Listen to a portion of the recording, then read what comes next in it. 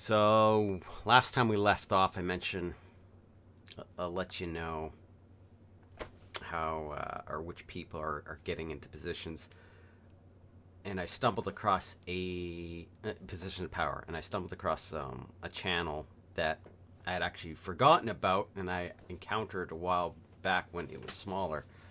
There's actually two channels, and one of them was Church Militant. They've been growing considerably, and they've been covering a lot of the corruption going on. So they're a Catholic channel, and so I'm going to get into that later in the video here. But there has been a lot of sorting through content, and I've had to really dumb it down here. So over the past couple weeks, there has been more and more corruption exposed. I mentioned people being thrown under the bus before on the left, and that's continued, and especially just in the past 24 hours. Biden has now gone into hiding. No more talking to the press as this scandal is blowing up. And of course, there's been more and more violence, particularly in the U.S., but globally, tensions are escalating. And still, this is the conflict in our media that hasn't been resolved. And this is this video Tim Pool put up today. There's more and more calls to action, especially from the left, and it is oof. I'll let you watch this video, but you'll have to actually, I might link to it afterwards, because he actually mentioned this video. If you try to search for his videos now, they are being taken off Google search. Like, you can't actually search for the title. It'll go to somewhere else. It'll show his BitChute, but it will not point to his YouTube channel if you search for these titles now. So yeah, I tested that myself. And there's more and more kind of a light censorship going on. There were some videos I had in some tabs that I was going to do for tonight. Those have been removed from YouTube. Woo! So things are escalating. So I want to break it down because I think this will help explain a lot. Rather than just here's what's going on and here's a curated list of videos that just show everything going crazy. I'm going to break it down to the different layers of evil / responsibility, and yeah, we'll just go from there. Okay, so your outermost layer. This is the activity you see. So I think a great example. Let's go old school. Let's go to World War II. So at the most outer layer of evil, of responsibility for the evils of World War II, you've got the prison guards, torturing, killing those in these camps. Okay, so there's clear responsibility in that. Are they the most evil people in the war? I don't know. Okay, so let's go to the next layer. So I'll call this the management layer. Well, we should probably layers of evil.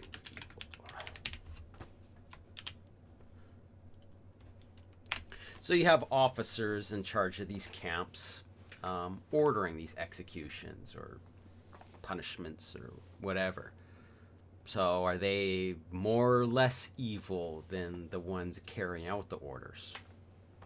But we generally do hold them more responsible or accountable for those decisions, for making those orders. All right, so let's go another layer. So I'll call this the face. And this is usually where most people stop when it comes to assigning responsibility.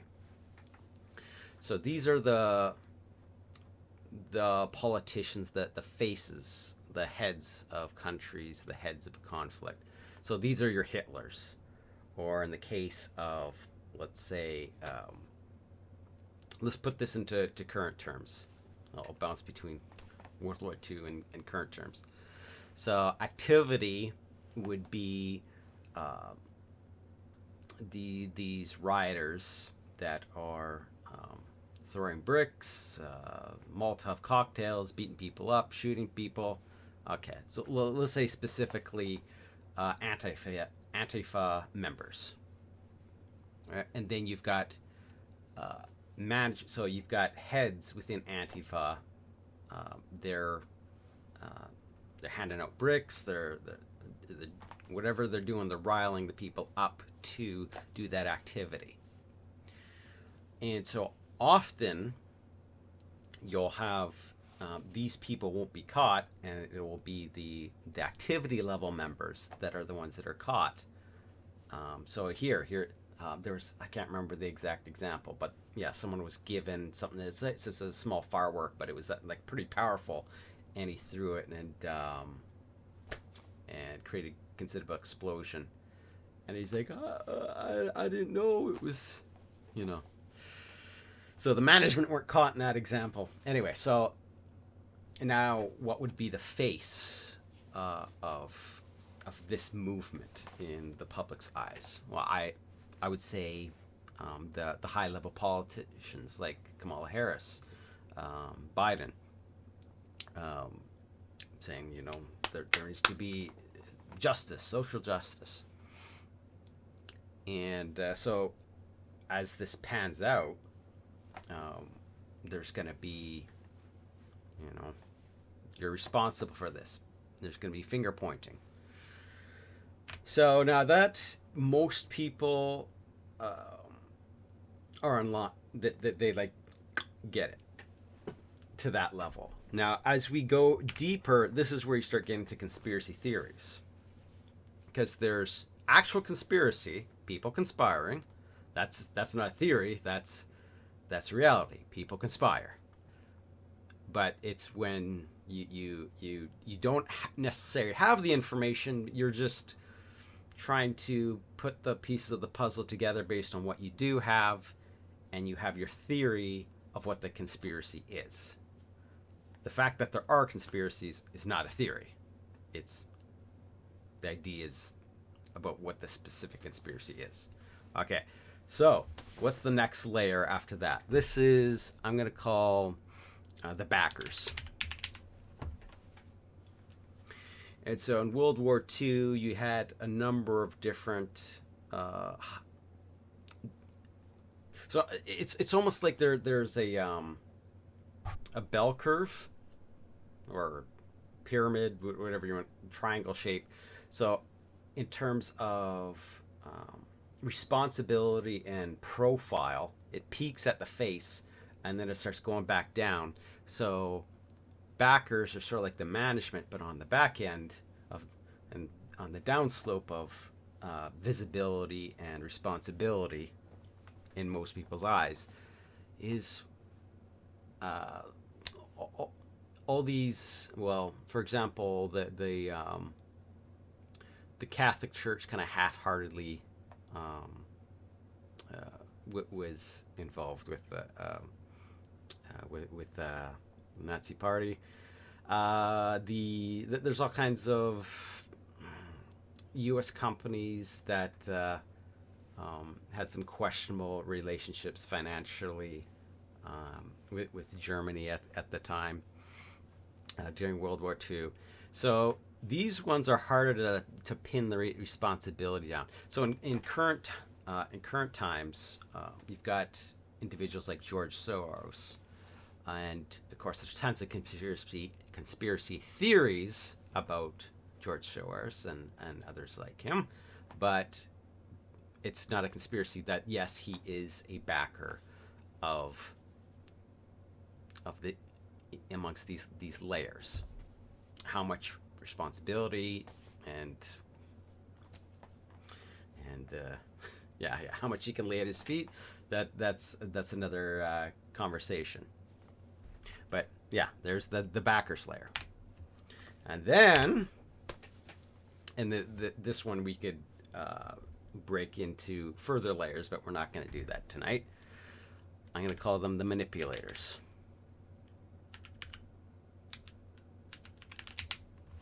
So these are the ones, these are the people that pull the strings.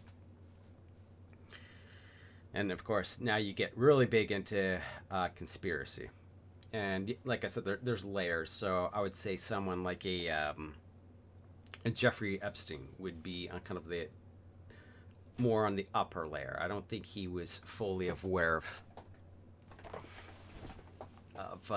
who he was actually working for. But ultimately, this is the realm of the Jesuits. So this is what I mentioned before. So I'm gonna mention how the Jesuits are all involved in this situation, and how they're positioning people into positions to influence things going forward. Okay, so I should make a disclaimer here. Just like I can condemn China, and when I say condemn China, I say I'm condemning the government of China. I'm condemning the CCP for actions. Does not mean I'm condemning you if you're ethnically Chinese. That has nothing to do with it. So if you're Chinese, don't be offended when I attack the CCP. Unless you're defending the CCP and their actions, then, well, shame on you. But it's not because you're Chinese. It's because you're defending an authoritarian government. Okay, so in the same respect, the Jesuits are a Roman Catholic organization. So when I'm condemning the Jesuits, I'm not condemning, and the heads of the Roman Catholic Church, I'm not condemning your sweet little grandmother that wouldn't hurt a fly. That's just your general, well-meaning, Catholic individual. That's not what I'm talking about. My main concern is, has someone been Jesuit trained, and like how I won't be able to really know because I never really got into the organization, so I can't say this information is private. So I don't know how high someone has gotten, how deep they've gotten, but if you've been to Jesuit institutions and you're playing along, then I am suspect. So, and you will see why as I go on here. Okay, so what do Jesuits do? Okay, well, first of all, if they get to a certain point. Okay, so when a Jesuit of the minor rank is elevated to command, okay, what do? It's to exterminate or annihilate impious or heretical kings, governments, or rulers. Okay, it's pretty blunt. Okay, so how do they do that? Okay, my son, heretofore you have been taught to act the dissembler among Roman Catholics, to be a Roman Catholic, and to be a spy even among your own brethren, to believe no man, trust no man, among the reformers to be a reformer, among the Huguenots to be a Huguenot. Those are basically really old reformers. Among the Calvinists to be a Calvinist, among other Protestants generally to be a Protestant, and obtaining their confidence, to seek even to preach from their pulpits and denounce with all vehemence in your nature our holy religion and the Pope, and even to descend so low as to become a Jew among Jews, that you might be enabled to gather together all information for the benefit of your order as a faithless soldier of the Pope. So why do they do that? Well, it's already kind of hinted at that there. I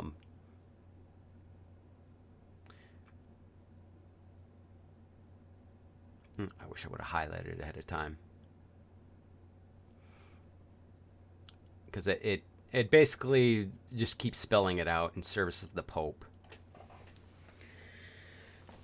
So it's a little bit odd then, if it's in service of the Pope. You do a Google search on Pope Francis. In the second line here, it says Francis is the first Jesuit Pope. I find that interesting, where Jesuits are supposed to be doing everything in service of the Pope, and he's the first Jesuit Pope. So I find it interesting. He's the first Jesuit Pope. It seems he's also the first one to be openly condemned by so many in the Catholic organization. Why is there a new tab there? So there's a couple channels that have been growing quite a lot in the last bit. So there's Dr. Taylor Marshall here. So here's one of his recent videos where he's calling out the Pope for accepting this Amazonian kind of Earth Mother ritual and making a coin about it and bringing paganism into the church. So he's not too thrilled about that. And the church militant as well has been calling out not just things the Pope has done, but just various bishops and cardinals, especially here in North America. So both in church and media and politics, and even the Pope. So why do they reference the church? Like if you were to watch a number of their videos, especially ones that are critical of the Pope, you will see this ongoing theme that they are referencing the church, like something that is beyond the Pope. So the Pope can make mistakes, but the church is basically infallible. When it's supposed to be the Pope is the head.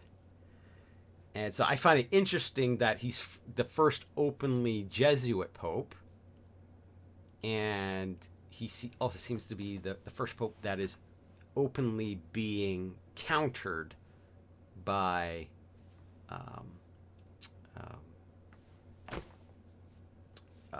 by cardinals, by bishops, by talking heads. So I want you to listen to the narrative of how the church militant is covering this election. It'll kind of drive the point home here.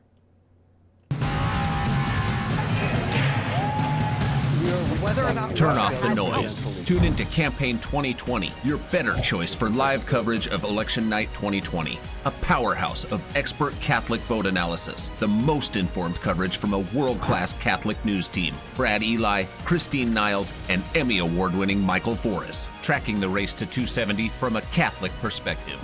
Live stream begins. Look at that. Anarchy versus order. So, and especially if you're familiar with their channel, it's very clear who they're putting anarchy at the feet of. They're putting anarchy at the feet of Biden and order at the feet of Trump. And you're seeing this throughout not just Catholicism, but throughout, I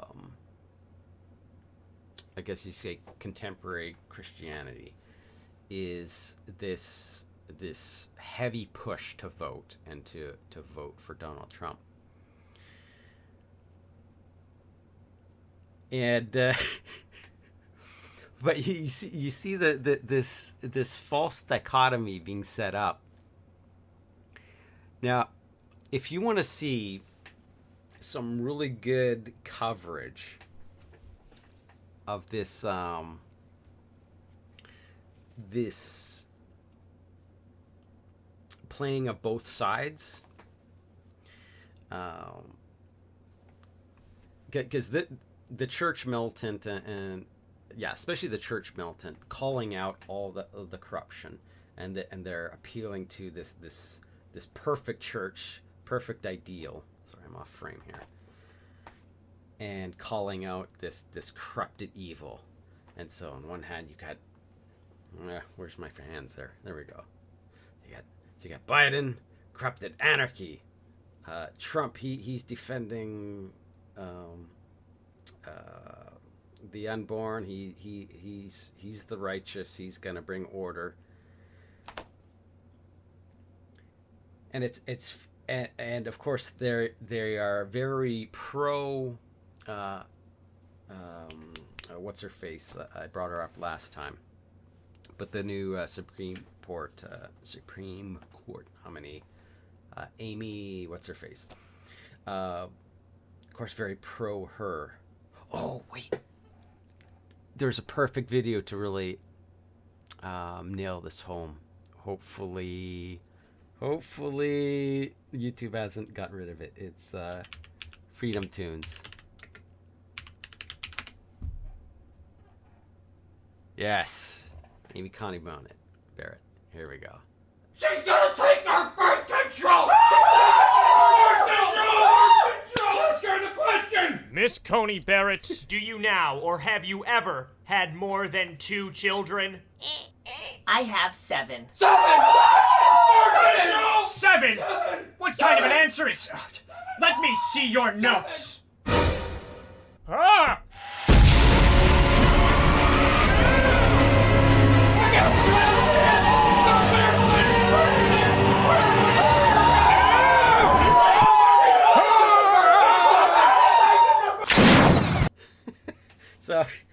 So even though they're joking around here, this really is this dichotomy is really the intent. It's getting so extreme, so ridiculously extreme on the left that the average person is wanting this. Oh, I'm not there. Point at the camera. The average person is wanting this. We want some restoration of order. We need to return to good family values, good moral values. We need to work together for the common good, the greater good of, and So it looks like Pope Francis, and going back to what I said previously about there's stuff that has to happen, and there's my assessment of how I think things are going to go down. So this is my assessment. I do not think Francis is going to be the one to carry this plan through to the end. He might be a scapegoat. So again, a face that's set up as an example of leftism gone too far, and he's likely to have a more authoritarian Pope replace him, and it will be asked for. So things have to get considerably worse than they already are to really get people to that point begging for that. But we're working up to that. So if you want some good coverage, good explanation of all this stuff that's coming out of the Vatican, all this breaking down of what's coming out in the media, because here we're seeing more of the Jesuit tactics. So in his latest encyclical from Francis, he's calling out without actually using their name, including Christians. They too can be caught up in networks of verbal violence to the internet, blah, blah, blah, blah, blah, blah. Even in Catholic media, limits can be overstepped. Defamation and slander become commonplace. So without actually pointing them out, he's calling out channels like Church Militant for for refusing to step in line with his more leftist view. So if Walter Veith, he is a great resource. It's his channel's amazing, Discoveries of Africa. Both his last two videos have been great, covering the most recent events. I will give a bit of a small disclaimer. I don't necessarily always go in line with Walter. Has to share, like, he usually has back citations to back everything up, but there's one. He went off on a bit of a tangent on the previous video, and he said, yeah, there's examples of people like not wearing their mask and just getting shot. Well, it was actually, there was one example, and it's the other way around. So it was, so I can't basically whatever, if there's anything he brings up, if there's any question, you know, check it for yourself. But of all the content of all the media I've ever seen, he is definitely up there for credibility and reliability for the stuff he covers and the things he cites. You'll see his description, his videos pretty much cover all the bases. Now let's see. I covered that. So I'm going to save the rest for another video. What I want to leave on is, don't get caught up in the malice. The illusion I want to shatter. I don't want you to look at this and Jesuits controlling everything. It's now that you see what the intent is to, I don't want to just say cause division, because division in itself isn't bad. It's that if anything, the messaging is create unity, common good, but that unity, that fraternity is based on malice. It's come in line and lovey-dovey, but except the outsiders, they're evil, and shun them, but come in line with us and be part of our fraternity. It's like that unity is useless. So beware of this common good narrative. So instead of this malice, look for the good in life, thank God for it, and ask for more of it. I guess that's what I want to leave on. And I will catch you in the next video. Thanks for tuning in.